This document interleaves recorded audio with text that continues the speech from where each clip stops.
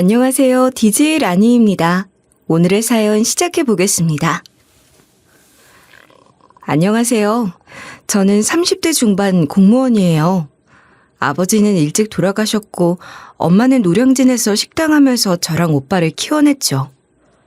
예비 남편은 대학 동기인데 졸업하고 나서 우연히 연락이 닿았다가 인연이 돼서 5년 넘게 만나왔어요.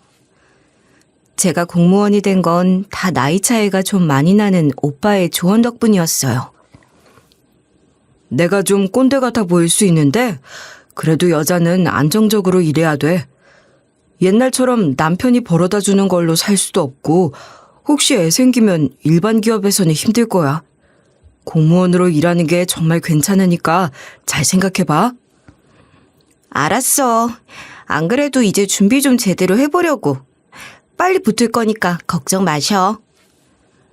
오빠가 몇 번이나 그래도 공무원이 낫다고 강조해서 그 말에 공무원 시험을 치게 됐는데 예상보다 빨리 합격해서 자리를 잡은 상태였어요.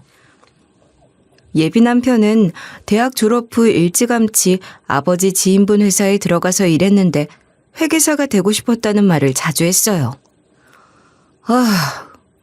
나도 시험 준비해서 회계사 되면 얼마나 좋아. 맨날 회사만 다닐 게 아니라 뭐라도 제대로 해야 하는데. 그럼 회계사 시험 지금이라도 준비해봐. 자꾸 시간만 가면 늦어지지 않겠어? 더 늦으면 후회할 수도 있잖아. 그냥 회사 다니면서 천천히 해보면 안 돼? 에이, 시험 준비를 회사 다니면서 어떻게 해. 일하는 데 치여서 공부가 제대로 되겠어? 그래도 회사 다니면서 공무원 준비하는 사람도 많던데? 내 옆자리에 있는 언니도 회사 다니면서 준비했다더라고. 그래서 하는 말이지. 그건 9급이니까 그렇지. 회계사가 보통 시험이야? 그렇게 어려운 시험을 어떻게 회사 다니면서 준비해? 아무튼 적당히 때가 되면 나도 한번 시도해보려고. 그래, 마음 내킬 때 하면 되지. 예비 남편은 막상 준비하라고 용기를 주면 선뜻 나서진 않았고 회계사 시험이 얼마나 어렵냐, 그거 되기만 하면 좋겠다 말뿐이었어요. 그러다가 30 중반이 가까워지니 그제야 회사를 때려치우고 회계사 시험을 준비하기 시작했죠. 저는 이때만 해도 예비 남편이 회사 때려치울 용기가 없어서 시험을 미루는 줄 알았는데 나중에 아니라는 걸 알았어요. 이 얘기는 뒤에 가서 자세히 할게요. 아무튼 간에 예비 남편이 나름대로 열심히 해서 1차 붙고 2차 준비하면서 저한테 결혼 얘기를 꺼내더라고요. 처음에는 1차도 몇 번 떨어졌는데 이제는 1차는 붙었으니 희망이 보이는 것 같아. 2차 한 번 떨어졌는데 조금만 더 맞추면 합격이더라고. 2차 다시 보면 이번엔 진짜 회계사 될 수 있을 것 같아. 그렇지. 1차도 어려운데 2차까지 붙은 걸 보면 진짜 대단해. 2차는 기회 2번이니까 이번에 잘 치면 되겠지? 꼭 붙을 거니까 걱정 마. 내가 지금은 노량진에서 공부하지만 붙기만 하면 바로 결혼하자. 결혼? 갑자기? 왜? 우리 만난 지도 오래됐잖아. 내가 자리를 못 잡아서 말을 못했는데 2차 붙으면 결혼하자. 그래, 합격하고 정리만 되면 결혼하자. 저는 예비 남편이 자기 하는 일에 자신감도 있고 될 거라고 당당하게 생각하는 모습이 좋아 보였어요. 제가 공무원으로 일하는 상황이라 벌써 기반을 잡은 상태였으니 예비 남편이 합격하면 바로 결혼해도 될 것 같았어요. 근데 저도 일이 바빴고 예비 남편도 공부하느라 바빠서 주말에 한 번만 봤거든요. 그래서 결혼 얘기를 깊게 하진 못했고 조금씩 기본적인 얘기만 해보게 됐어요. 자연히 집안 형편도 알게 됐는데 큰 차이는 없는 것 같더라고요. 우리 집은 솔직히 경제적으로 따지면 크게 재산이 많은 것도 아니고 그냥 평범해. 크게 특출난 거 없이 평범하다고 해야 하나? 결혼 준비할 때 어느 정도 보태줄 수 있는 수준이긴 한데 집 해주고 그럴 만한 여유는 없거든. 우리 아버지는 그냥 회사 다니시고 엄마도 집안일만 하셔서 풍족하지는 않은 것 같아. 나야 아버지 안 계시는 건 다 알 거고 엄마는 지금 노량진에서 식당 하시고 오빠도 전에 얘기한 대로 꾸준히 공무원으로 일하거든. 우리도 비슷해.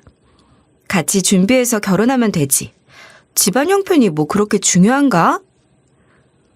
내가 시험 준비하느라 모아둔 돈도 별로 없어서 괜히 미안하네.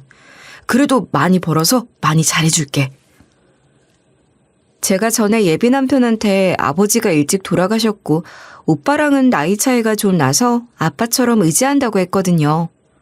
가족사를 다 알고도 먼저 결혼하자고 하는 그 마음이 너무 고마웠어요. 그래서 둘 다 형편이 되게 좋은 건 아니어도 같이 살면 괜찮겠다는 생각이 들었죠. 근데 내가 회계사 공부 시작한 이후로 노량진에 있으면서 웬만한 식당은 다 가봤는데 어머님이 하시는 데는 못 본 것 같아. 하긴 뭐 식당이 워낙 많아야지. 아무튼 언제 한번 같이 가서 인사드리고 식사하고 와도 돼?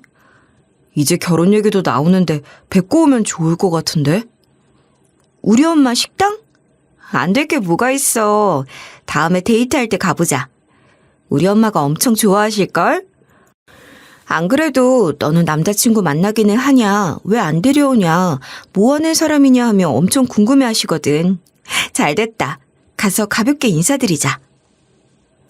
엄마는 노량진에서도 조금 구석진 데서 학생들이나 직장인 대상으로 식사를 저렴하게 제공하는데 사실 엄마가 건물주라 마진 거의 안 남기고 싸게 팔고 있거든요. 그래서 물가가 올라도 음식 가격은 크게 안 올라서 사람들이 많이 찾아오고 있어요. 특히 옛날부터 사법고시나 행시, 공시 같은 시험 준비하는 손님들이 많이 오고 있죠. 내가 그래도 처음 가는 건데 뭘 사서 가야 하지 않을까? 그냥 가면 좀 그럴 것 같은데. 뭐 어때? 정식으로 인사드리는 것도 아닌데 빈손으로 가도 돼. 너무 부담 갖지 마.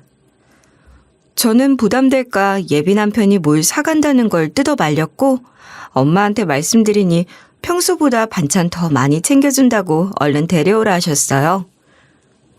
예비 남편은 약속한 날 두유 한 통을 사들고 저를 기다렸어요. 속으로 엄마는 두유 안 좋아하시는데 하는 생각이 들었지만 예비 시어머니보다 엄마가 연세가 더 많다 보니 무난한 걸 골랐구나 싶었어요.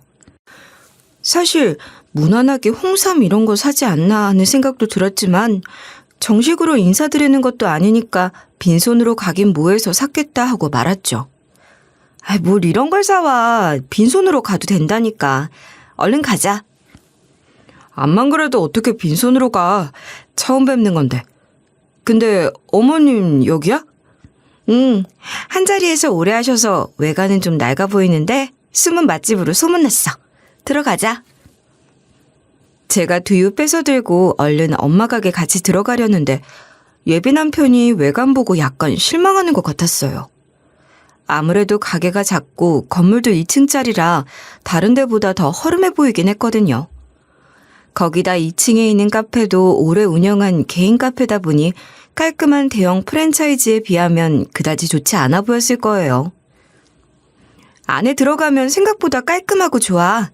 자리도 안쪽에 엄마가 따로 마련했다고 하니까 밥 먹고 맨날 가던 카페 가자. 약간 들어가기 전에 머뭇거리는 예비 남편을 달래면서 끌고 들어갔는데 들어가 보니 조금은 표정이 풀리더라고요. 그리고 엄마한테 싹싹하게 인사하고 잘하는 걸 보니 안에서는 크게 실망스럽진 않았구나 하고 속으로 생각했죠. 엄마는 그날 상다리 휘어져라 차려주는데 너무 무리한 거 아닌가 싶을 정도였어요. 예비 남편도 맛있었던지 밥을 2공기나 먹고 반찬도 한번 다시 싹 리필할 정도였어요. 아이고, 이렇게 잘생긴 총각이 우리 애랑 만난다고? 그래, 회계사 준비한다던데 시험 준비는 할만해요? 내가 시험 준비하는 손님들 많이 봤는데 이렇게 얼굴 밝은 사람 많지 않던데? 아, 제가 1차는 합격했고 2차 앞두고 있거든요. 이번에 2차 꼭 붙으려고 열심히 하고 있습니다. 어쩐지 합격 앞두고 있어서 얼굴이 밝구만. 많이 먹어요. 시험 준비하려면 많이 먹어야 돼. 힘없으면 공부도 못한다니까. 안 그래도 밥이 너무 맛있어서 2공기째 먹고 있어요. 반찬도 너무 맛있네요. 집밥보다 더 맛있는 것 같아요. 아이고, 말이라도 고맙네. 내가 제육 더 갖다 줄게. 잘 먹으니 보기 좋네. 엄마가 옆에서 계속 말 걸어주고 음식 갖다 주면서 챙겨줬는데 예비 남편도 고맙다며 맛있다고 웃으며 얘기해서 안심이 됐어요. 근데 예비 남편이 다 먹고는 그냥 나가는 거예요. 어머님, 잘 먹었습니다. 다음에 또 오겠습니다. 아니, 잘 먹고 가는 건 좋은데 보통 빈말이라도 계산한다고 하지 않나요? 근데 예비 남편은 정말 계산할 생각이 조금도 없어 보였어요. 저는 예비 남편 보고 먼저 나가 있으라고 한 다음에 엄마한테는 제 돈을 드렸어요. 계산하려고 하면 엄마가 부담스러워서 안 받으실 테니 나한테 돈 주더라고요. 엄마, 오늘 너무 많이 차려줘서 이걸로 될까 모르겠네. 대충 3인분 가격으로 챙겨준 것 같던데. 예, 계산은 무슨 계산. 얼른 가. 밖에서 잘생긴 총각이 기다린다. 내가 내 딸이랑 사이 될 사람 밥 챙겨주는데 돈을 어떻게 받아? 그걸로 둘이 가서 커피나 사 먹어. 그럼 내가 다음에 필요한 거 사올게요. 그래야 나도 마음이 편해요. 저도 그때 머리가 팍팍 돌아가서 적당히 둘러쳤고 엄마는 한사코 됐다며 돈을 받지 않으셨어요. 그날 커피 마시고 예비 남편은 얼른 공부하러 들어가라며 제가 보냈는데 밥 먹고 계산한다는 말도 안 했다는 걸 따지기도 애매하고 너무 쪼잔한 것 같아서 저 혼자 좀 고민했어요. 뭐라고 말하기도 어렵더라고요. 예비 남편이 그때 얻어먹는다고 생각하고 갔을 수도 있고 저도 그쪽 집에 가서 얻어먹을 수도 있는 거니까 일단은 그럴 수도 있겠지 하고 만나서 슬쩍 얘기를 해보려고 했죠. 근데 얼마 뒤 엄마 가게에 필요한 거 사들고 갔는데 엄마랑 커피 한잔 하면서 저한테 하시는 말씀을 듣고 이건 진짜 아닌데 싶은 거예요. 네 남자친구가 물건 보는 눈이 없나 보다. 왜? 뭐가 이상해? 문제 있어요? 아니, 내가 보니까 두유가 유통기한 지났더라고. 작은 슈퍼 같은 데서 사면 종종 유통기한 지난 거 팔긴 하는데 급해서 막 집어왔나 봐. 내가 식당 하니까 유통기한에 민감하잖아. 다른 사람 같으면 몰랐을 텐데 내가 워낙 또 꼼꼼하니까 눈에 보이더라고. 저는 그 말에 정말 놀랐어요. 진짜? 모르고 그랬을 거야. 요즘 2차 준비한다고 정신없거든. 엄마, 내가 미안해. 안 그래도 빈손으로 오라고 했는데 아님 차라리 내가 그냥 커피 같은 거 산다고 하고 말릴걸. 원래 남자들이 대충 보고 사잖아. 네가 결혼할 사람이라니까 말해주는 거야. 네가 알고 있어야 같이 장 보고 할 때 실수 안 하지. 너라도 똑 부러져야 시어머니한테 한 소리 안 들을 거다. 남편이 한 것도 네가 다 덮었을 수가 있지 않니? 엄마는 그냥 웃고 넘겼지만 저는 그러지 못했어요. 두유가 암만 오래됐다고 해도 마트에 파는 거 보면 유통기한이 되게 넉넉하잖아요. 거의 1년 이상은 되던데 그게 날짜가 지났다는 게 이상했어요. 게다가 마트에서는 유통기한 지난 거 바로바로 확인하고 뺄 텐데 그건 좀 아니다 싶었죠. 그래서 제가 엄마가 주방에 들어갔을 때 잠깐 보니 유통기한이 몇 달이나 지나더라고요. 들고 일어나서 뭐라고 할 일이라고 보기는 어려웠지만 제 생각에 집에 있는 거 굴러다니는 거 들고 온 것 같았어요. 거기서부터 좀 이건 아닌데? 진짜 아닌데? 하며 속으로 생각했죠. 게다가 예비 남편은 우리 엄마 가게 다녀간 뒤부터 뭔가 좀 냉랭한 느낌이었어요. 이번에도 만나기 어렵다고? 주말인데? 나 공부하느라 바빠. 2차 준비 어려운 거 알잖아. 주말이라고 해도 공부해야지. 2차 치기 전에는 웬만하면 연락도 자주 하진 말자. 내가 붙어야 결혼 얘기도 제대로 하지 않겠어? 이렇게 하다가는 2차 또 떨어지겠어. 그럼 1차 다시 쳐야 하잖아. 그래, 그건 그렇지. 공부하는 데 집중해야지. 알았어. 시간 될 때 한 번씩 보자. 저는 예비 남편이랑 자주 못 보는 거야. 2차 시험 일정이 다가오니까 예민해서 그런가 보다 하는 생각에 크게 의미 부여를 하진 않았어요. 근데 유통기한 지난 두유를 가져온 건 정말 예의 없는 거 아닌가 했죠. 근데 내가 할 말이 좀 있는데 우리 엄마한테 유통기한 다 지난 두유를 갖다 드렸더라고? 그건 좀 아니지 않아? 자주 못 만나는 건 내가 이해하는데 이건 진짜 이해 못해. 어떻게 어른한테 인사드리는데 먹지도 못할 걸 갖고 가? 반대로 내가 그렇게 했으면 화 안 났겠어? 아, 그랬어? 난 몰랐네. 근데 이렇게 전화로 얘기하면 싸움이 크게 번지잖아. 자꾸 전화로 말하지 말고. 나 공부하는데 전화로 싸우는 것도 피곤하고 귀찮아. 만나서 이야기하자. 며칠 뒤에 학원에서 모의 시험 있으니 그 뒤에 연락해서 차분히 얘기하자. 예비 남편은 지 혼자 속 편하게 말하더니 일방적으로 전화를 끊었어요. 기가 막혀서. 더 전화해봤자 받지도 않을 거고 저도 업무 때문에 당장 만나지도 못했고 그래서 얼굴 볼 날만을 기다렸죠. 그러다 며칠이 지났을까 갑자기 병원에서 전화가 왔어요. 엄마가 뇌출혈로 쓰러졌다는 거예요. 그것도 가게, 하필이면 직장인들이 안 오는 주말, 브레이크 타임 때 한산할 때 쓰러지셨고 몇 시간 지난 뒤에야 단골 손님이 들렸다 발견했다고 해요. 바로 응급실 가긴 했는데 혼수 상태로 깨어나지를 못하셨고 병원에서도 마음의 준비를 하라고 했어요. 엄마는 힘을 내서 며칠간 버티셨지만 결국엔 돌아가셨어요. 그때 얼마나 억장이 무너지던지. 외가 가족들이 달려와서 저를 위로해줬어요. 이모, 내가 엄마한테 자주 들러봤어야 했는데 내가 빨리 봤으면 우리 엄마 살았을까? 예, 너 그런 말 하지 마. 사람 명이라는 게 다 정해져 있는 거야. 차라리 오래 누워있느니 본인도 가족들도 안 힘들게 빨리 가신 게 낫다고 생각해야지 어쩌겠어. 이럴 때일수록 네가 정신 차려야지. 지금 네가 상존으로 퇴하하는데 울기만 하면 되겠어? 우리가 있으니까 걱정 말고 자리 지키자.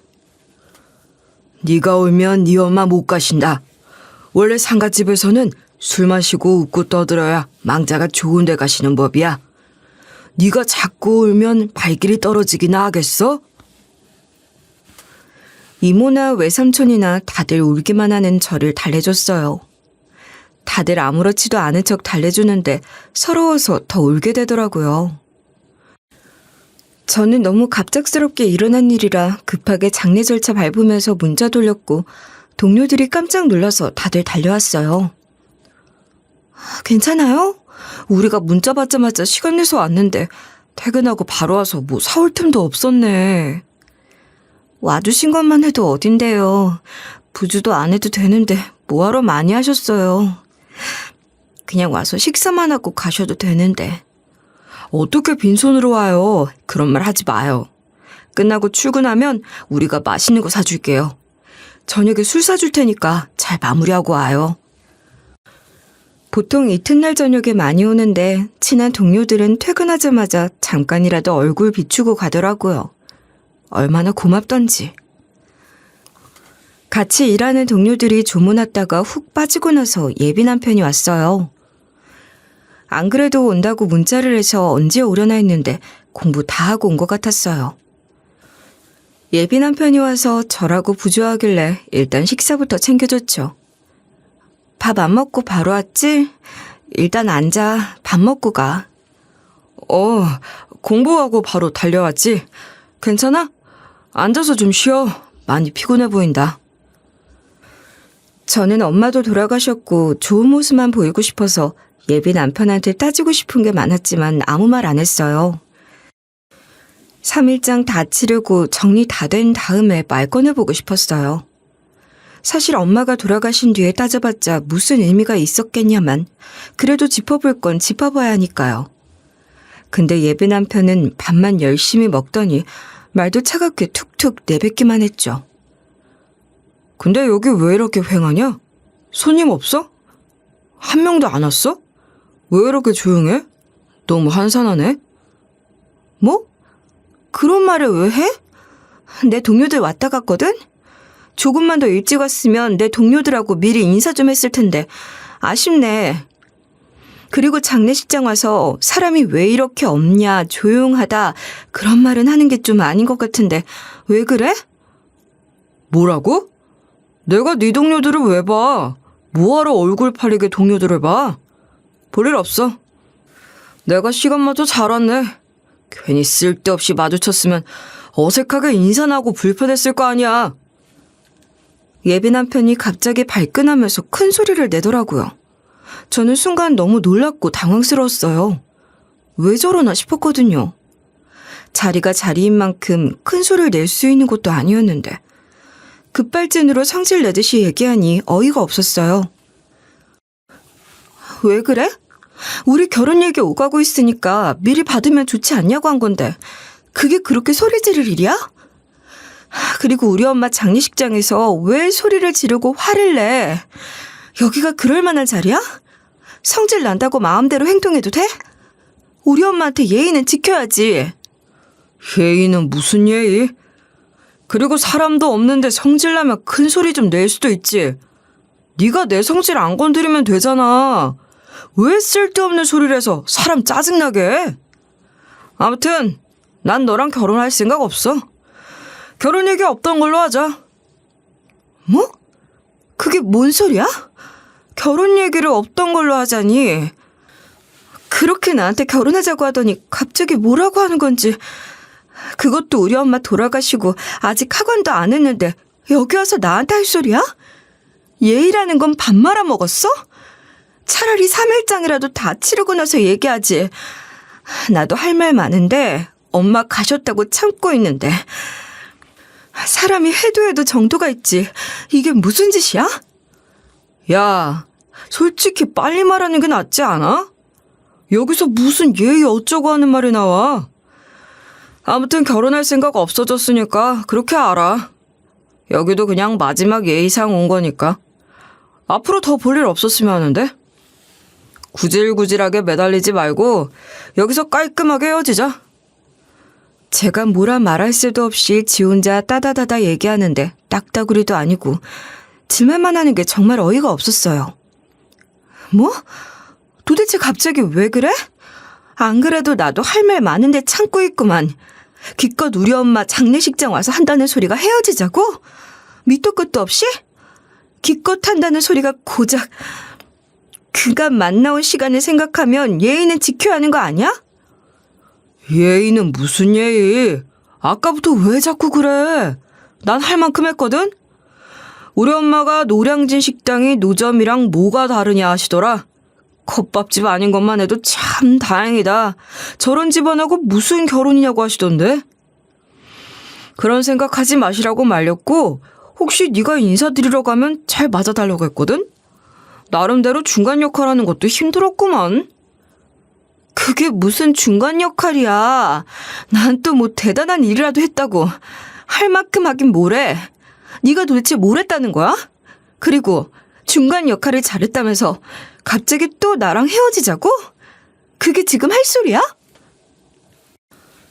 그래도 내가 노량진에 큰 식당도 많고 잘 되는 데는 잘 된다고 학생들 상대로 장사 잘하는 데 많다고 엄마한테 잘 얘기했거든?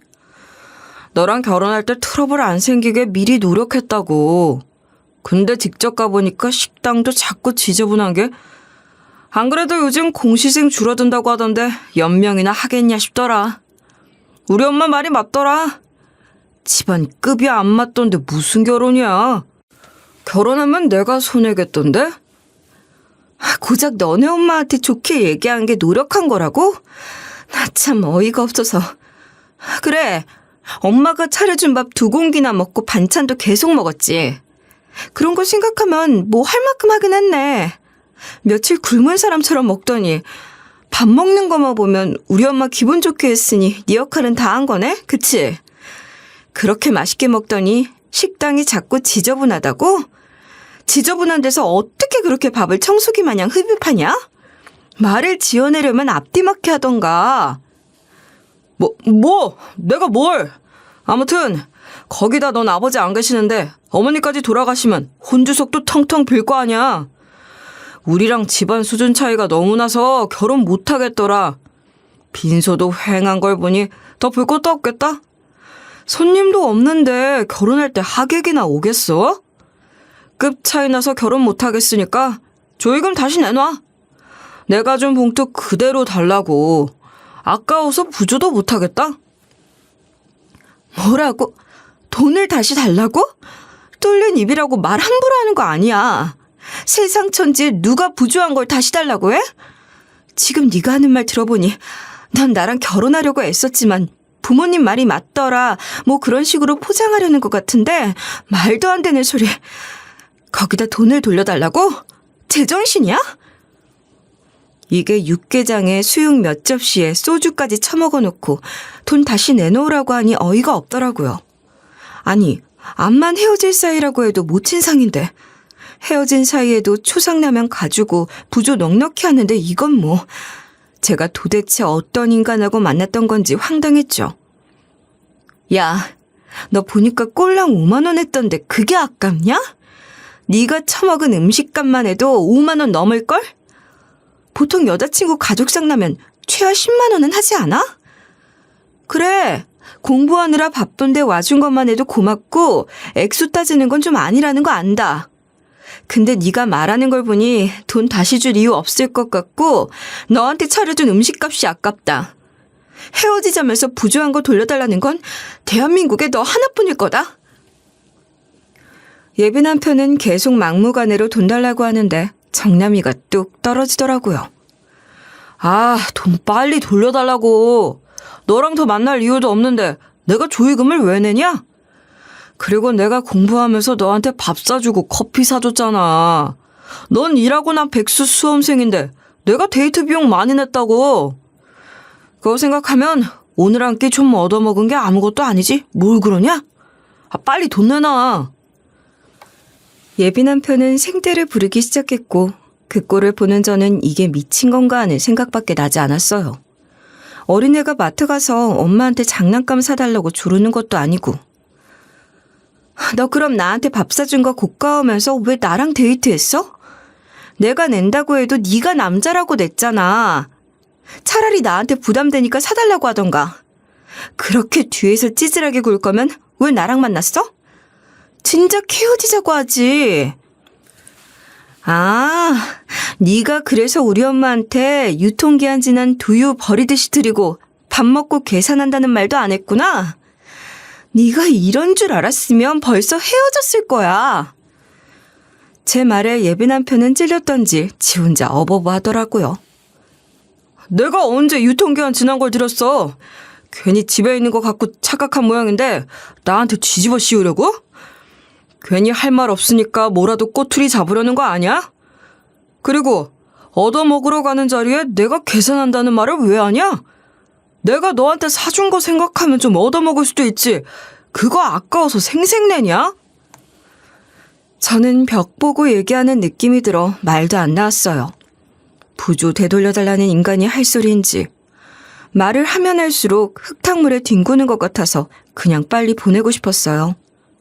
근데 혼자 계속 방언 터지듯이 성질내고 주절주절하는 게 돈 받을 때까지 앉아있을 기세더라고요. 그리고 솔직히 내가 회계사 될 사람인데 9급 공무원 나부랭이랑 급이 맞다고 생각하냐?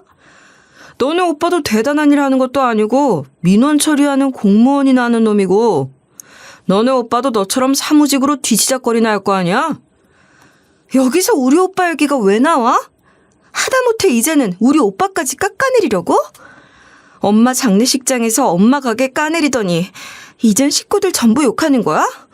네가 그러고도 인간이야? 있는 그대로 얘기하는 건데 뭘 그래. 난 회계사 자격증 따면 일자리 골라서 갈 거고 여자들도 줄을 설 거야. 우리 엄마가 장례식장 가서 조문하는 사람들 보면 집안 수준 나온다고 해서 안 오려다가 온 건데 손님도 거의 없고 뭐 너네 오빠도 별 볼 일 없는 사람이구만. 난 너같이 구급 따위랑 더 만날 일 없거든. 돈 낸 것도 아까우니 5만 원 빨리 내놔. 예비 남편은 방귀 낀 놈이 성낸다더니 말도 안 되는 논리로 화만 냈어요. 계속 말싸움하다가는 다른 손님들 왔을 때 창피할 것 같고 치사하고 더러워서 얼른 돈 주고 보내버려야겠다 싶었죠. 그깟 5만 원이 뭐라고 하면서 제가 지갑에서 돈을 꺼내서 던져줬거든요. 그러니 예비 남편 눈이 휙 돌아가더라고요. 자, 여기 5만 원. 이거나 먹고 꺼져. 해도 정도가 있지. 이거 사람들이 알면 뉴스에 보도될 일이야. 알아? 뭐? 뭐라고?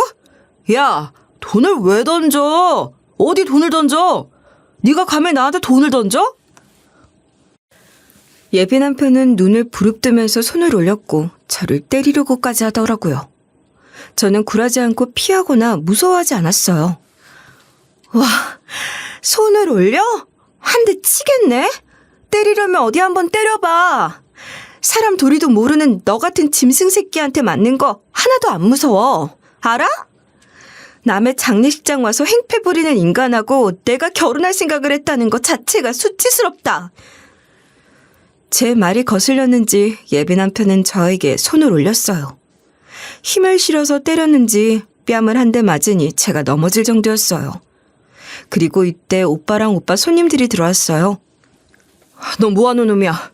어디 남의 장례식장에서 행패야? 내 동생을 건드려?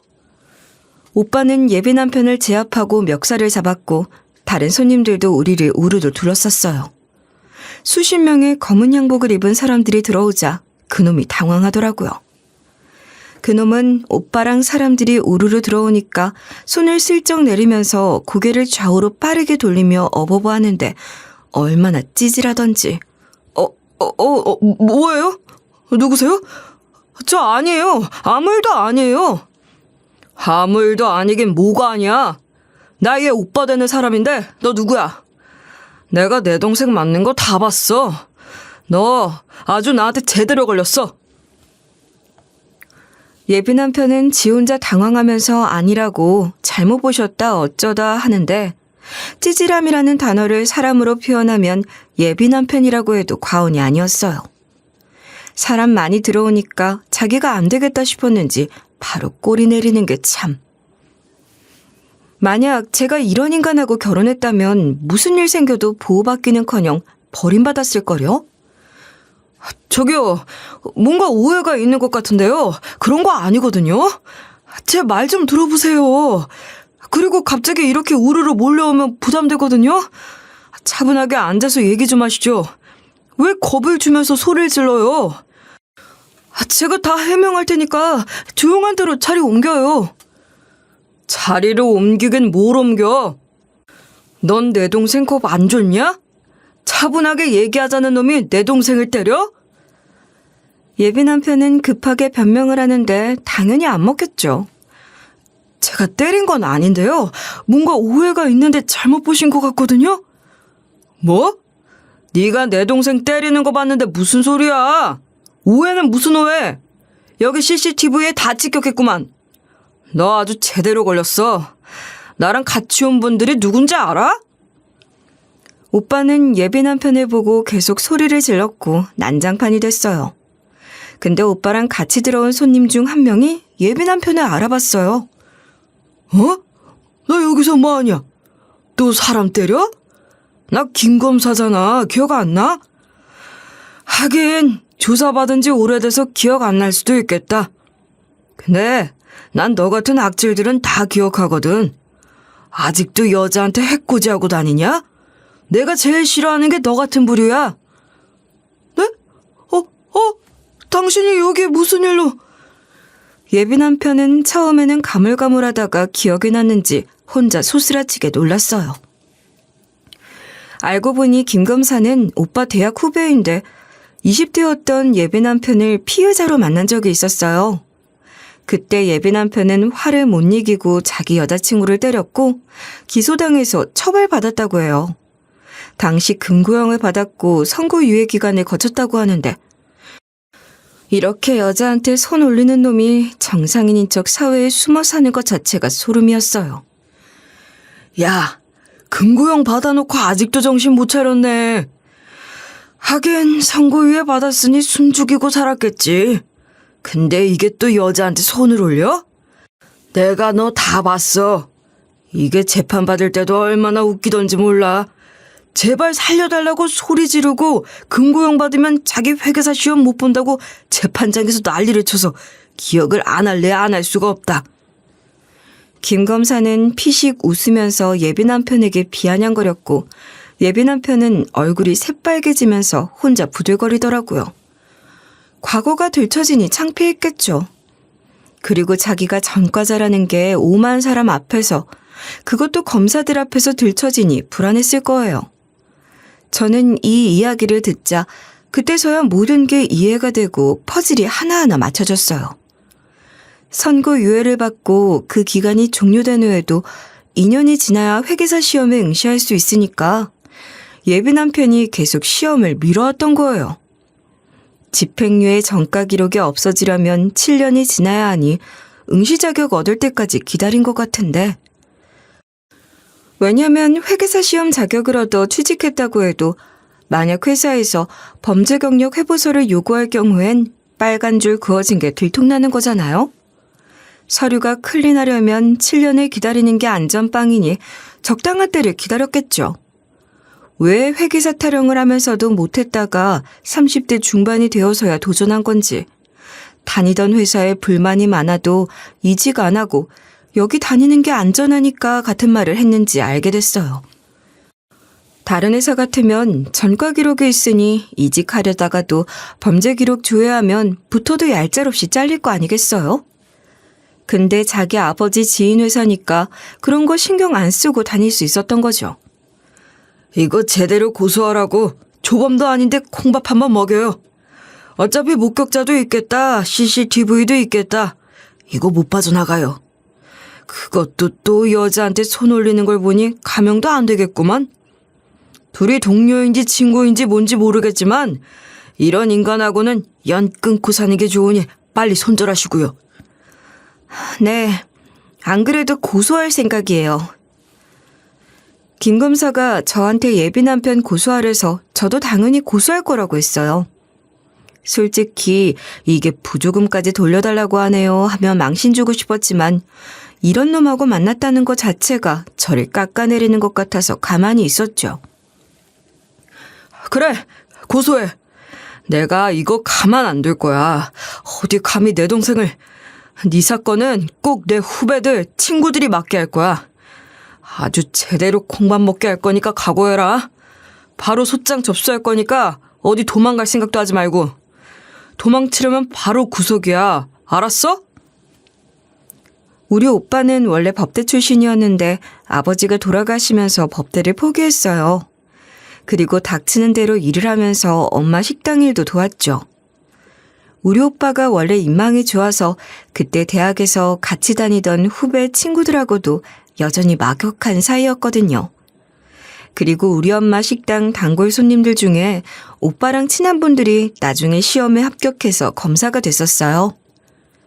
그 당시만 해도 아직 사법고시가 있었고 여기에 검찰에 들어가서 일하는 게 꿈이었던 오빠가 여전히 미련을 가지고 있는 걸 알았던 오빠 후배랑 친구들이 오빠를 설득하더라고요. 에이, 내가 이제 와서 무슨 사실을 쳐. 그리고 사실 폐지된다 어쩐다 말도 많던데 지금 공부해봤자 양도 너무 많고 머리도 굳어서 힘들 것 같아. 왜? 너 공부 잘했잖아.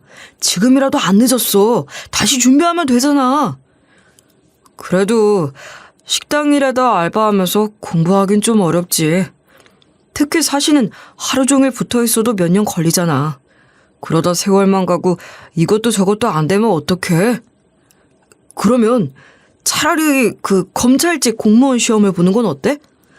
너처럼 성실하게 살면 분명 합격할 거야. 검찰직으로라도 들어오면 검찰에서 사무도 보고 검사까진 아니어도 검찰에서 일할 수 있잖아. 현실적으로 사시치는 게 어려우면 공무원도 한번 생각해봐. 그런가? 나도 안정적인 직장을 가지는 게 좋기는 한데 엄마나 내 동생도 안심하려면 취직하긴 해야 하고.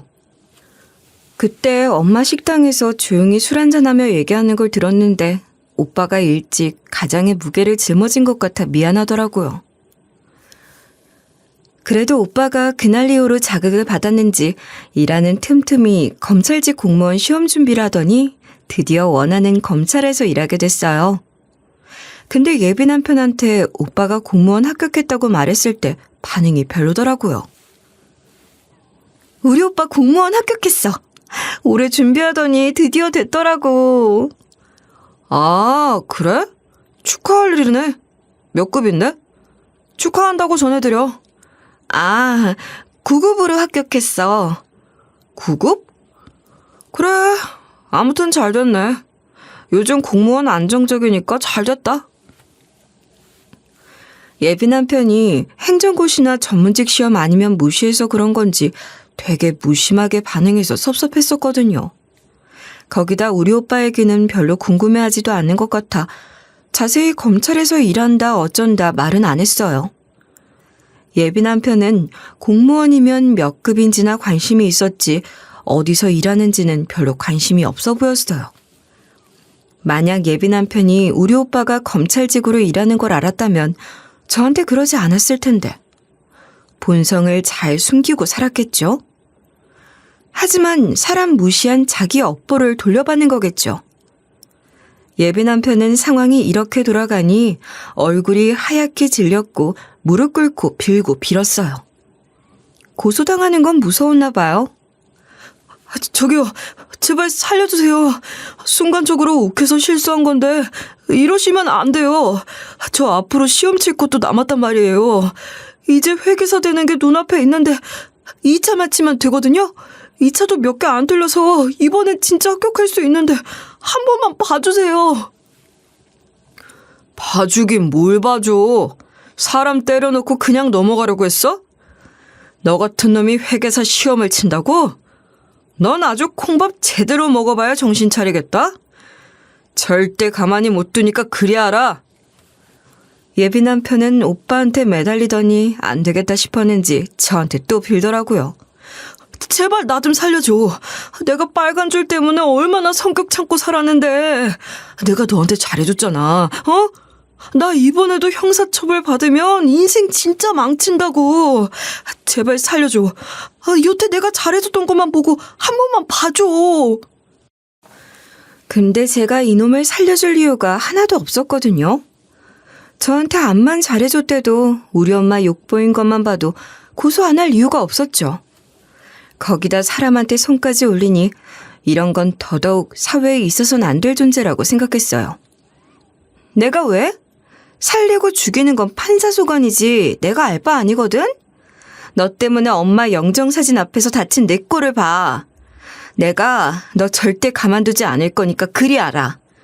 잘해주긴 뭘 잘해줘. 엄마한테 다 썩은 두유나 갖다 주는 게. 5만 원 들고 가서 변호사 선임비에 보태. 알았지? 여기 더 있으면 너만 구질구질해지니까 이제 나가는 게 어때? 전 예비 남편은 절망하며 허탈해했어요. 지금 생각해보면 전 예비 남편이 저 성깔로 5년간 저를 안 팬 건 참 신기했는데 회계사 시험 쳐야 되고 범죄 기록도 말소될 때까지 참았겠죠. 그리고 취미로 복싱을 했는데 자기 폭력성을 그런 식으로 해결했던 것 같아요. 아무튼 오빠 인맥으로 장례식 내내 판검사들이 많이 왔고 손님 맞느라 3일장 정신없이 보냈어요. 엄마 돌아가시고 나서 할 게 생각보다 많았어요. 재산 정리부터 골치 아프더라고요. 내가 너 무시하는 게 아니라 내가 너보다 나이도 많고 사회생활도 일찍 시작했고 돈 모은 것도 많잖아. 네가 나보다 더 형편이 어려우니까 엄마 건물은 네가 갖고 가. 가져가서 세 받으면서 돈 모아. 아마 공무원이라도 그 정도 겸업은 될 거야. 그럼 오빠는 어쩌고? 오빠도 지금 결혼 얘기 나오는 여자친구 있다며. 결혼할 때 돈이 한두 푼 들어? 1층, 2층 세 나눠서 받는 게 어때? 됐어. 네가 빨리 돈 모아야 제대로 된 놈 만나 결혼하든 혼자 살든 하지. 나는 엄마가 모은 돈 조금만 가져가서 차 바꾸려고. 나머지 재산도 네가 가져가. 엄마 살던 집도 네가 살던가. 2배 싹 하면 살만할걸? 자취하느라 월세 까먹지 말고. 오빠 말대로 공무원이라도 소소하게 임대업 하는 건 된다고 해서 엄마 건물 1층은 신규 프랜차이즈랑 계약하고 2층 카페는 그대로 두기로 했어요. 엄마 건물 자체가 작기도 하고 후미진 곳에 있어서 그렇게 가치가 높다고 하긴 어려웠고 그래서인지 겸직 신청해서 허가받는 건 어렵지 않았어요. 그렇게 정신없이 지내는데 갑자기 전 예비 남편이 저를 찾아왔어요. 제가 집안에 남자친구 들이는 걸 극도로 꺼려해서 정확한 호수를 몰라 다행이었지. 아니면 진심 집 앞에 찾아왔거나 문 따고 들어왔을 것 같았어요. 순간 무서웠지만 아직 날도 밝았고 정 안 되면 경비 아저씨한테 달려가면 되니까 강하게 나갔죠. 너 여기 뭐하러 왔어? 경찰 조사 받아야 되는 거 아니냐? 합의 좀 해줘. 형사고소 취하해주면 안 될까? 상해죄로 형사처벌 받을 때는 피해자 동의가 있어야 처벌된다고 하더라. 네가 형사고소를 취하할 수 있던데 제발 나 좀 살려줘. 근데 제가 그 말을 들어줄 리가 없죠. 제가 왜 이놈을 살려주겠어요? 난 합의 생각 없는데? 합의 억지로 하려고 하면 다른 죄 추가되는 거 몰라? 내가 오빠한테 이거저거 들은 게 많아서 대충은 알고 있거든? 억지로 합의하려고 하지 말고 빨리 가. 지금 안 가면 여기 와서 이러는 것도 스토킹으로 신고할 생각이니 조사나 착실하게 받아. 알았지? 너 합의 안 해주면 내가 가만히 안 둘 거야. 집도 알겠다. 너 가만히 안 둘 거니까 그리 알아. 난 겁나는 거 없거든? 지금 이것도 CCTV 다 찍히는 거 알지? 증거 추가해서 제대로 콩밥 먹여야겠다. 내가 못할 것 같아? 오빠한테 말하면 바로 처리되는 거 알지? 너 왜 그렇게 매정해? 제발 나 좀 살려줘. 나 시험 쳐야 된다고. 너 때문에 2차 준비 제대로 못하고 이게 뭐야. 내가 잘못한 건 잘못한 거지만 나도 살아야 할 거 아니야. 전 예비 남편은 여전히 찌질하게 굴었어요. 이랬다 저랬다 하는 게 다중인격 같았죠. 저는 더 할 말 없다고 오빠한테 얘기해서 저한테 찾아온 것도 증거 추가하라 할 거라고 했어요. 그 뒤로 오빠가 제대로 힘써서 결국 징역형 나왔다고 하더라고요. 초범 아니라서 징역형 나온 것 같은데 저는 어차피 전세 계약 만료일 다가와서 그놈이 나 못 찾아오게 엄마 집으로 들어갈 거라 겁나는 것도 없어요. 이제는 두 발 쭉 뻗고 편하게 잠들 것 같네요.